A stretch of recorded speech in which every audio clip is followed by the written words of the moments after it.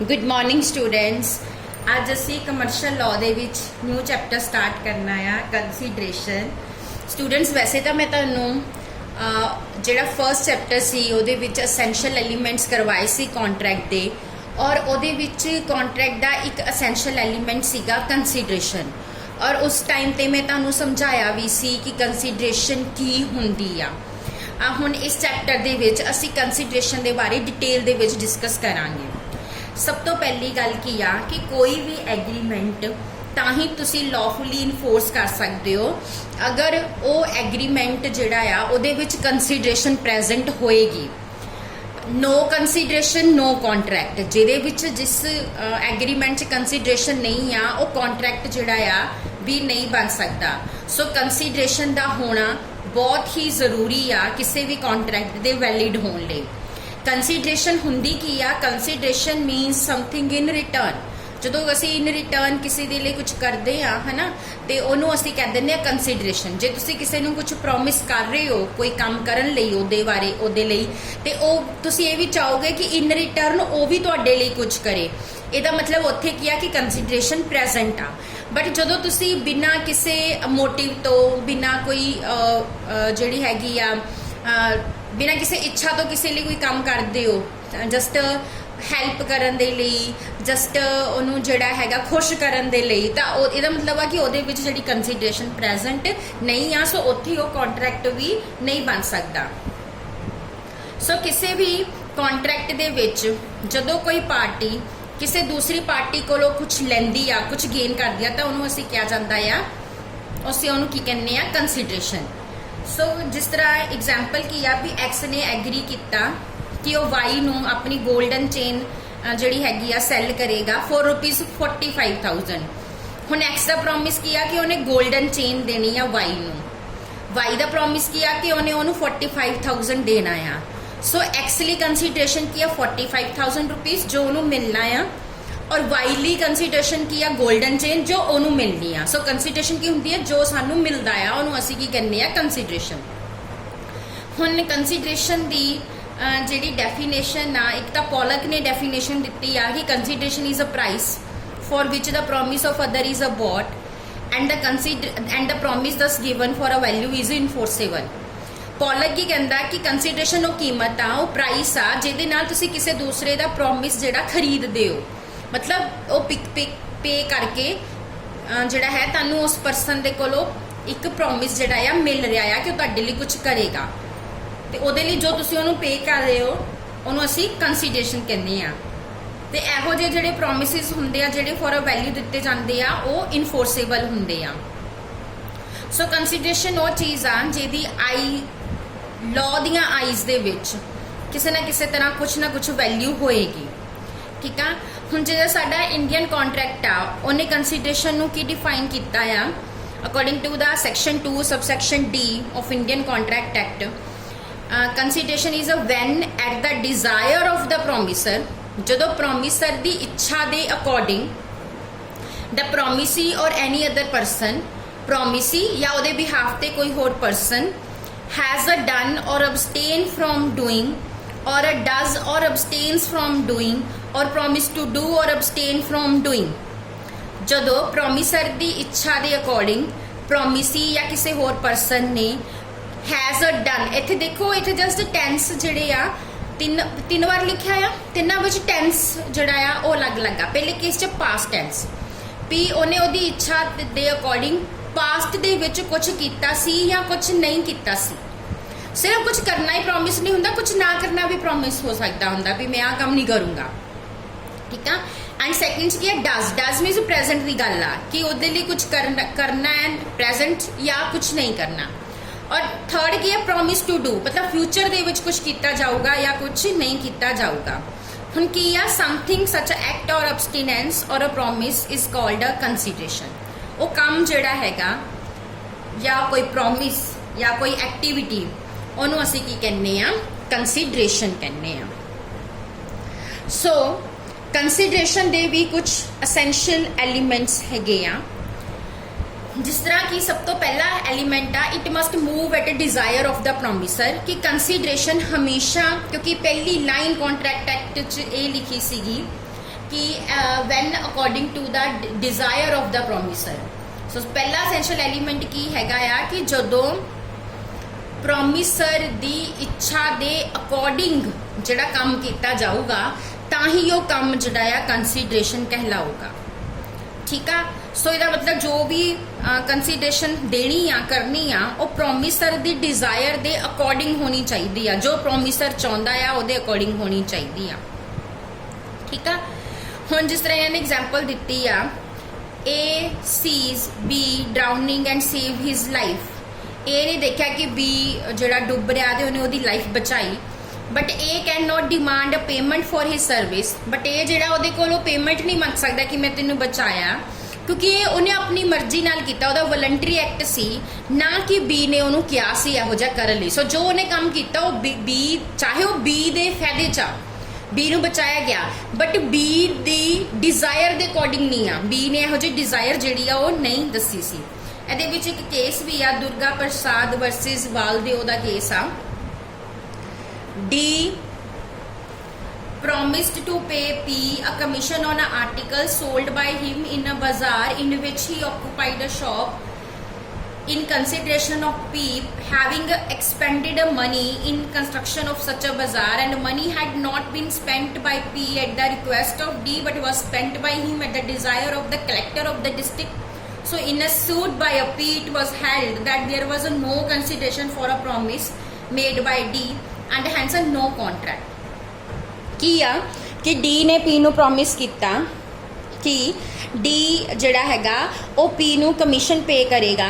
ਕਾਦੇ ਲਈ ਕਮਿਸ਼ਨ ਪੇ ਕਰੇਗਾ? ਅਗਰ P ਜਿਹੜਾ ਹੈਗਾ ਉਹਦੇ ਆਰਟੀਕਲਸ ਮਾਰਕੀਟ ਦੇ ਵਿੱਚ ਵੇਚੇਗਾ, ਜਿੱਥੇ ਜਿਸ ਮਾਰਕੀਟ 'ਚ ਉਹਦੀ ਸ਼ਾਪ ਆ P ਦੀ। ठीक है। और पी ने की किया, फिर उत्थे कंस्ट्रक्शन करवाई, ਉਹਦੇ ਤੇ मनी खर्ची, बट जो उन्हें मनी स्पेंट की वो मनी स्पेंट करने ਲਈ ਉਹਨੂੰ डी ने नहीं सी किया, बल्कि ਉਹਨੂੰ ਉੱਥੇ ਦੇ ਡੀਸੀ ने किया सी।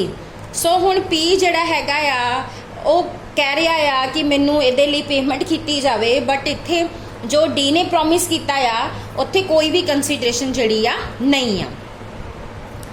ਉਸ ਤੋਂ ਬਾਅਦ ਸੈਕਿੰਡ ਆ, ਇਟ ਮਸਟ ਮੂਵ ਫਰੋਮ ਪ੍ਰੋਮਿਸੀ ਔਰ ਐਨੀ ਅਦਰ ਪਰਸਨ। ਜਿਹੜੀ ਕੰਸੀਡਰੇਸ਼ਨ ਪੇ ਕੀਤੀ ਜਾਊਗੀ ਉਹ ਹਮੇਸ਼ਾ ਪ੍ਰੋਮਿਸਰ ਦੀ ਇੱਛਾ ਦੇ ਅਕੋਰਡਿੰਗ ਹੋਏਗੀ, ਬਟ ਉਹਨੂੰ ਜਿਹੜਾ ਪਰਫਾਰਮ ਕਰਨਾ ਆ ਕੰਸੀਡਰੇਸ਼ਨ ਨੂੰ ਜਾਂ ਪੇ ਕਰਨਾ ਆ ਉਹ ਪ੍ਰੋਮਿਸੀ ਵੀ ਕਰ ਸਕਦਾ ਆ ਜਾਂ ਉਹਦੇ ਬਿਹਾਫ ਤੇ ਕੋਈ ਹੋਰ ਪਰਸਨ ਵੀ ਕਰ ਸਕਦਾ ਆ। ਇਹ ਜ਼ਰੂਰੀ ਨਹੀਂ ਆ ਕਿ ਕੰਸੀਡਰੇਸ਼ਨ ਪ੍ਰੋਮਿਸੀ ਵੱਲੋਂ ਹੀ ਹੋਵੇ। ਠੀਕ ਆ। ਪ੍ਰੋਮਿਸੀ ਦੇ ਲਈ ਕੋਈ ਹੋਰ ਵੀ ਉਹ ਕੰਸੀਡਰੇਸ਼ਨ ਜਿਹੜੀ ਆ ਪਰਫਾਰਮ ਕਰ ਸਕਦਾ ਆ। जिस तरह कि इन्होंने केस दिता है चिन्नैया वर्सेस रमैया का केस आ। एक ओल्ड लेडी सी जिन्हें अपनी डॉटर ਨੂੰ अपनी सारी प्रॉपर्टी गिफ्ट कर दी, बट नाल ही एक डायरैक्शन भी दे दी कि उन्हें कुछ मनी जी अपने मैटरनल अंकल ਨੂੰ देनी आ बाय वे ऑफ एन्यूटी। और सेम डे ते डॉटर ने जी अपने जड़ा ਉਹਦਾ मदर का ब्रदर सीगा है ना, ਉਹਦਾ मैटरनल अंकल सी, ਉਹਦੇ फेवर ਦੇ ਵਿੱਚ ਡੀਡ ਵੀ ਸਾਈਨ कर दी। ठीक है, लिख दी। बट बाद विच डॉटर ने जड़ा हैगा आ पे करन तो मना कर दिता और अंकल ने उन्होंने स्यू किया मनी रिकवर करन लई। बट इत्थे जिहड़ी कंसीडरेशन सी चाहे वो अंकल वल्लों नहीं सी, अंकल दी सिस्टर वल्लों सी, मतलब उस लड़की दी मदर वल्लों सी। सो ईवन दैन कंसीडरेशन किसी वल्लों भी हो सकती है। ईवन दैन वो परसन जिहड़ा हैगा प्रॉमिसी जिहड़ा आ जिन्होंने प्रॉमिस किया गया वो रिकवर कर सकता है। नैक्सट एसेंशियल एलीमेंट की आ, consideration may be a past present और अ फ्यूचर। ये गल मैं ऑलरेडी भी तुहाडे नाल डिस्कस कर चुकी हाँ कि कंसीडरेशन पास्ट विच कीता होया काम भी हो सकती आ, कंसीडरेशन प्रेजेंट विच जो तुसी ऑन द सपोर्ट करना वो भी हो सकती है, तो कंसीडरेशन फ्यूचर जो तुसी काम करना वो भी हो सकती है। जरूरी नहीं है कंसीडरेशन उस टाइम पे की जाए। ठीक है, कंसीडरेशन आप फ्यूचर च भी पे कर सकते हैं, या भी हो सकता है पास्ट में कोई काम किया सी, पास्ट में ਉਹਦੇ ਲਈ कुछ किया सी इसलिए वो प्रॉमिस कर रहा, सो वो भी एक वैलिड कंसीडरेशन जी है। उस तो बाद consideration need not be adequate. ये भी मैं तुहानू समझा चुकी हाँ कि कंसीडरेशन का होना जरूरी हुंदा आ। कंसीडरेशन की एडिक्वेसी जी बिल्कुल भी मैटर नहीं करती कि कंसीडरेशन एडिक्वेट भी होवे, मतलब कंसीडरेशन प्रॉमिस की वर्थ के बराबर होवे ये होना जरूरी नहीं आ। ठीक है। कंसीडरेशन प्रॉमिस की वर्थ तो ज़्यादा भी हो सकती है, कंसीडरेशन प्रॉमिस की वर्थ तो घट भी हो सकती है। सो एडिक्वेसी जी मैटर नहीं करती इस ग्राउंड ते कि कंसीडरेशन एडिक्वेट नहीं सी, सफिशेंट नहीं सी, प्रॉमिसर जिहड़ा अपना प्रॉमिस परफॉर्म करन तो डिनाई नहीं कर सकता।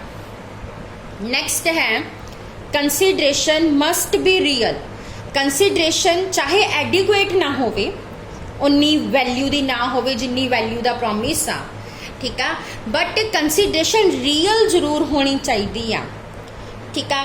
कोई एहो कंसीडरेशन जो तुसी कोई एहो जिहा प्रॉमिस कर रहे हो, कुछ एहो जिहा काम करन दा जिहड़ा ऑलरेडी तुसी करना ही आ, लीगली तुसी करना ही आ, इट मीनस वो कंसीडरेशन जिहड़ी आ रियल नहीं आ, ठीक है जी।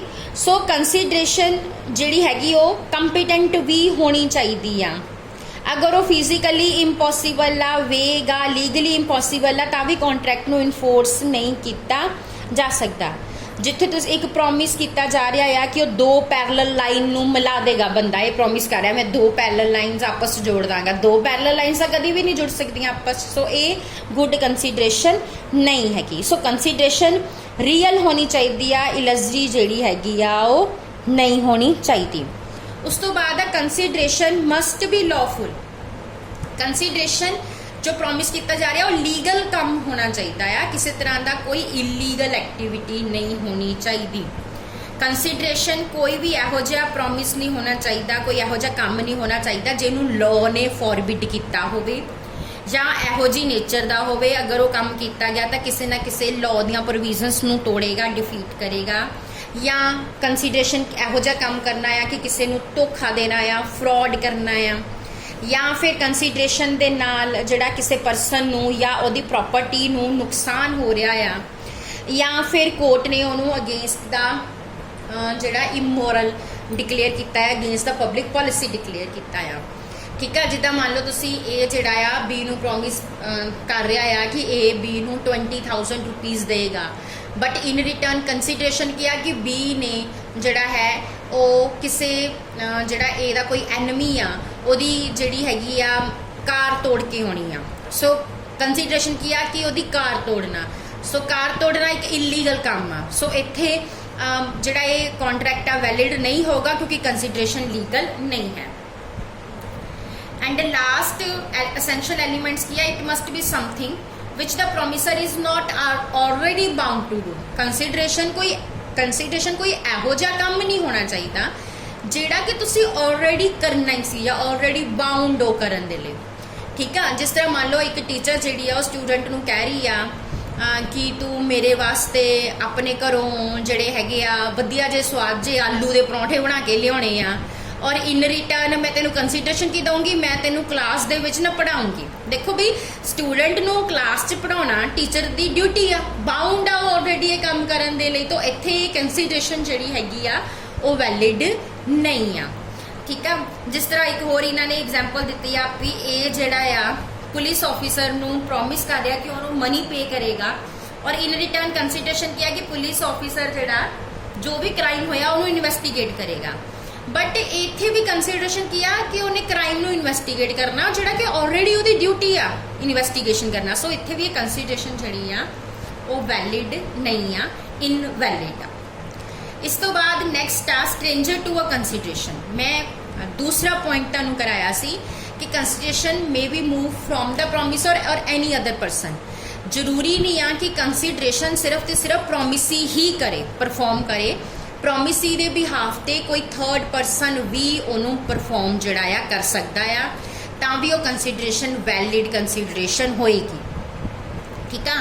हुण ये प्रॉमिस कर रहा बी नूं कि मैं तेनों जड़ा हैगा आ अपना मोबाइल सेल करांगा और इन रिटर्न तू मैनू 10,000 रुपीज़ देने आ, बट वो 10,000 उन्होंने बी नहीं दे रहा, बी का कोई फ्रेंड दे रहा या बी के पेरेंट्स दे रहे हैं या बी का कोई रिलेटिव दे रहा है, ईवन दैन उन्होंने 10,000 मिल रहा है। So it is a valid consideration, चाहे वो 10,000 प्रॉमिसी दे रहा है या प्रॉमिसी के बिहाफ से कोई होर परसन दे रहा है। ये ही चिनैया वर्सिस रमैया वाला केस असी डिस्कस कर सकते हैं। ये नाल ही साडा अज का ये जिहड़ा टॉपिक आ खत्म हुंदा आ। कल असी नैक्सट टॉपिक करांगे स्ट्रेंजर टू अ कॉन्ट्रैक्ट और उहदियां किहड़ियां-किहड़ियां एक्सैप्शनस हैगियां आ। Thank you.